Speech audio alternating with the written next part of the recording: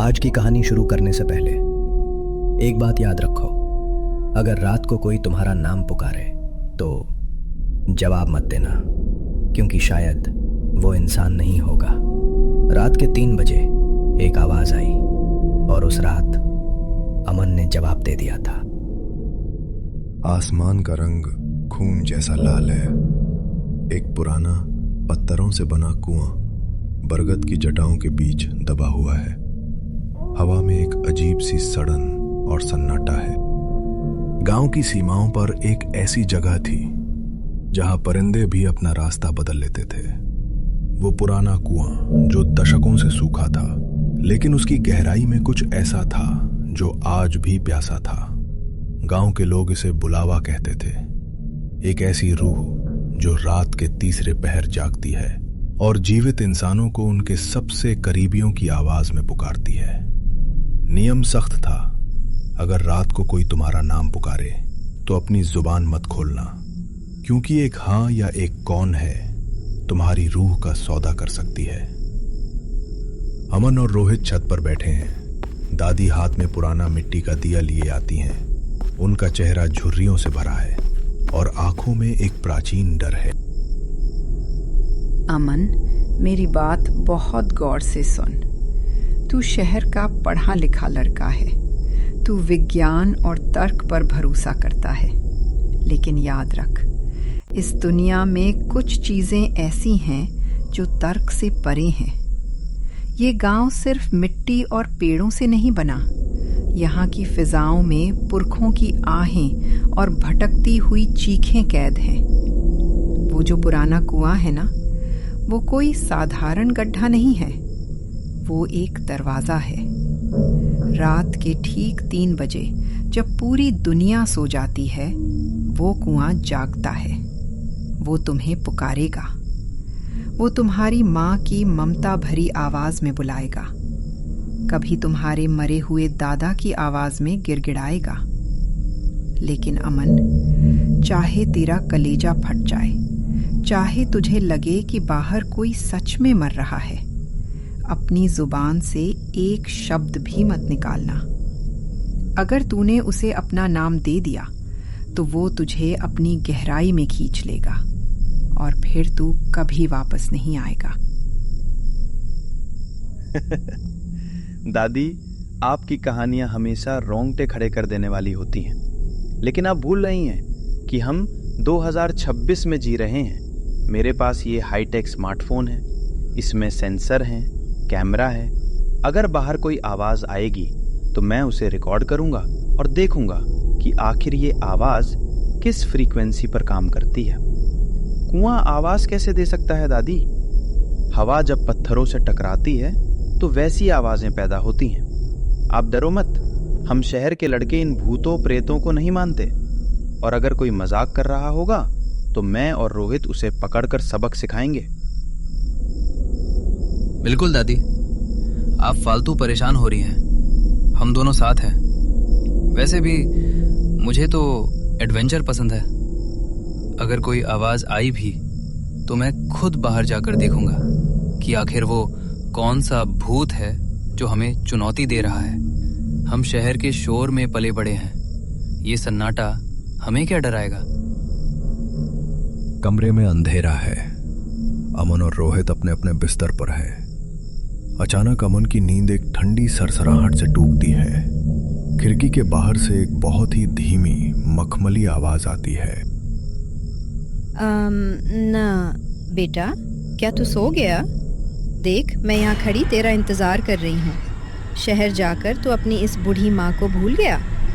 बाहर आना बेटा, देख, मैंने तेरे लिए तेरी पसंद के लड्डू बनाए हैं। बस एक बार दरवाज़ा खोल और मुझे देख ले। क्या तू मुझसे बात भी नहीं करेगा? अमन, मेरी आवाज़ पहचान, मैं तेरी माँ हूँ। अमन के माथे पर पसीने की बूंदें चमकने लगती हैं। वो आवाज़ उसकी माँ की आवाज़ से 100% मेल खाती थी। रोहित, जाग भाई, सुन, वो आवाज़, वो बिल्कुल मेरी माँ जैसी है।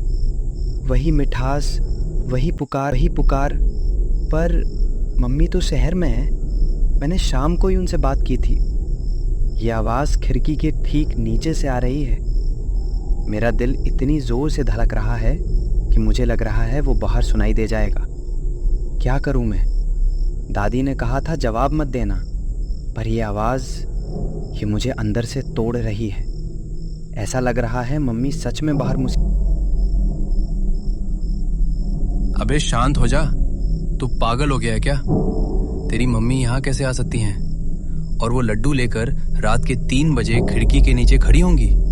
ये मुमकिन ही नहीं है। रुक, मैं खिड़की से झांकता हूँ। रोहित खिड़की के पास जाता है। बाहर तो कोहरा इतना घना है कि हाथ को हाथ नहीं सूझ रहा। पर रुक, वो देख, कुएं के पास वो नीली रोशनी। कोई तो है वहां। कोई लाइट जलाकर बैठा है। अमन, ये कोई गांव का ही लड़का है जो हमें डरा रहा है।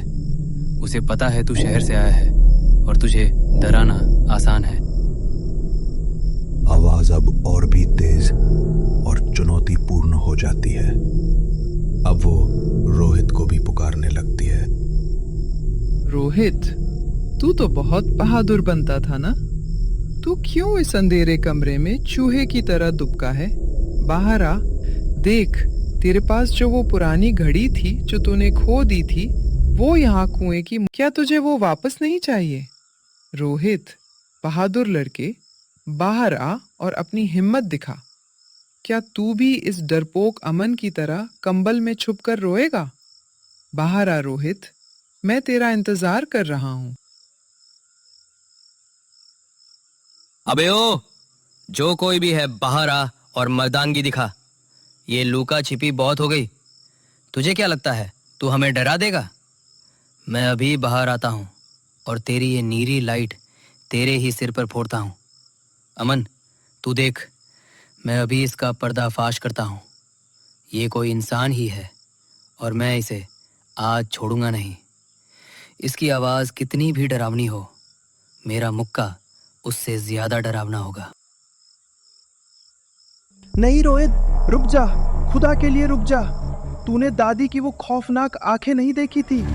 उन्होंने कहा था कि ये आवाज हमें उकसाएगी, हमें लालच देगी। वो तेरी घड़ी के बारे में कैसे जानता है? वो मेरी माँ की आवाज कैसे निकाल रहा है? रोहित, खिड़की मत खोल, वो शिकारी है और हम उसके जाल में फंस रहे हैं। मेरी बात मान, सुबह होने दे, हम साथ बाहर जाएंगे। रोहित गुस्से में तमतमा उठता है। वो अमन की बात अनसुनी कर देता है और झटके से खिड़की खोलकर बाहर के अंधेरे में जोर से चिल्लाता है। हाँ, बोल, क्या काम है? मैं सुन रहा हूँ। कौन है तू? हिम्मत है तो सामने आ। मैं रोहित हूँ और मैं किसी भूत प्रेत से नहीं डरता। बोल, क्यों बुला रहा है हमें? क्या चाहिए तुझे?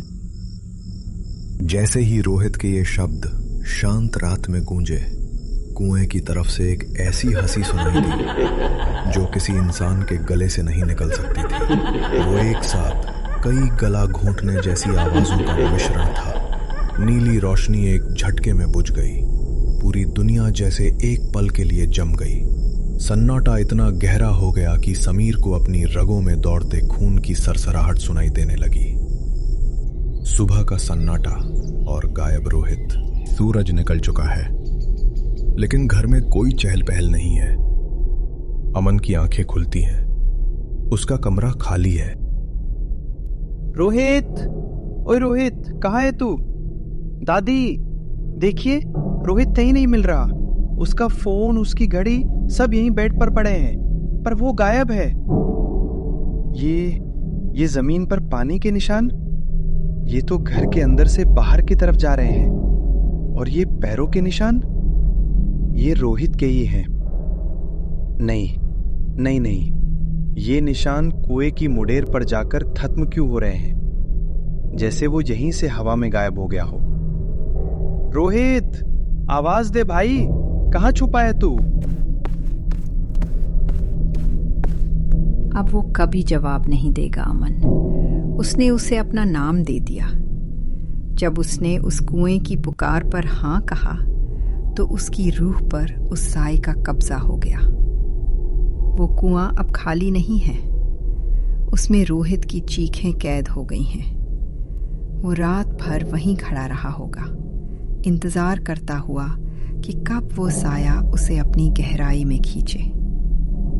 अब तू यहाँ से चला जा बेटा, इससे पहले कि सूरज ढले, क्योंकि अब वो साया रोहित की आवाज में तुझे बुलाएगा। वो तुझे नहीं छोड़ेगा। दादी, मैं उसे ऐसे नहीं छोड़ सकता। वो मेरा भाई जैसा दोस्त था। मैं पुलिस को बुलाऊंगा, गोताखोरों को बुलाऊंगा। हम कुएं के अंदर झांकेंगे। रोहित, अगर तू नीचे है तो कुछ बोल। मैं रस्सी फेंक रहा हूं। भाई, एक बार बस इशारा कर दे। अमन ने कुएं के अंदर एक बड़ा पत्थर फेंका। 1 सेकंड, 2 सेकंड, 3 सेकंड। पत्थर के गिरने की आवाज नहीं आई। नीचे से सिर्फ एक गीली लथपथ सरसराहट आई, जैसे कोई हजारों फीट नीचे कीचड़ में रेंग रहा हो। अमन की रूह कांप गई। 3 बजे। समीर घर में अकेला है। उसने दरवाजे पर भारी लोहे की जंजीरें लगा दी हैं। तभी खिड़की पर एक दस्तक होती है। अमन भाई, दरवाजा खोल। देख, मैं वापस आ गया। वो कुआं बहुत गहरा था यार, पर मैं किसी तरह दीवारों को पकड़कर बाहर निकल आया। बहुत ठंड लग रही है, मेरा पूरा शरीर गीला है और कीचड़ से सना है। क्या तू अपने दोस्त को बाहर ही रखेगा? देख, मेरा हाथ काट गया है, बहुत खून बह रहा है। दरवाजा खोल अमन, हम अभी इसी वक्त शहर वापस चलेंगे। बस एक बार कुंडी खोल दे भाई, मुझे बहुत डर लग रहा है। रोहित, क्या सच में तू है? पर दादी ने कहा था कि तू कभी वापस नहीं आएगा। तेरी आवाज इतनी भारी क्यों लग रही है? और ये पानी के टपकने की आवाज कैसी है? रोहित, अगर तू सच में मेरा दोस्त है तो बता कि जब हम पिछली बार शहर में मिले थे तो हमने क्या प्रॉमिस किया था। बोल रोहित, अगर तूने सही बताया तो मैं दरवाजा खोल दूंगा। प्रॉमिस ये था कि हम कभी एक दूसरे का साथ नहीं छोड़ेंगे। और देख, मैं अपना प्रॉमिस निभाने आया हूं। तूने कल रात मुझे अकेले उस अंधेरे कुएं में मरने के लिए छोड़ दिया। अब मेरी बारी है तुझे उस दुनिया की सैर कराने की। खोल दरवाजा। तू कब तक इस पिंजरे में छुपेगा? आवाजें तो तुझे देनी ही पड़ेंगी। अब तेरी बारी है अमन। उस कुएं में बहुत अकेलापन है। मुझे तेरी रूह चाहिए ताकि मैं आजाद हो सकूं। खोल दरवाजा, वरना मैं दीवारों को चीरकर अंदर दरवाजा अचानक अपने आप फटने लगता है। गीले और सड़े हुए हाथ दरवाजे की दरारों से अंदर घुसने लगते हैं। नहीं दादी, मुझे बचाओ, ये रोहित नहीं है। अगली सुबह जब गांव वाले उस घर में पहुंचे तो वहां कोई नहीं था।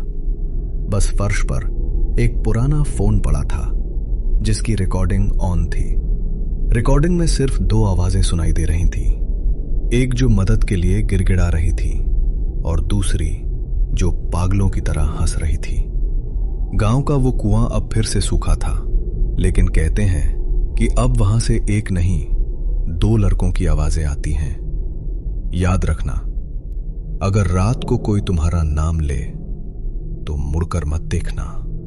कुएं के अंदर अंधेरे में जाता है, जहां अमन और रोहित के चेहरे एक साथ पानी की सतह पर तैरते हुए दिखते हैं। अगर ये कहानी आपको अंदर तक हिला गई तो याद रखना, कुछ राज कभी सामने नहीं आते और जो आते हैं वो इंसान को बदल देते हैं। ऐसी ही डरावनी और रहस्यमयी कहानियों के लिए चैनल को सब्सक्राइब करो, क्योंकि अगली कहानी शायद आपकी हो।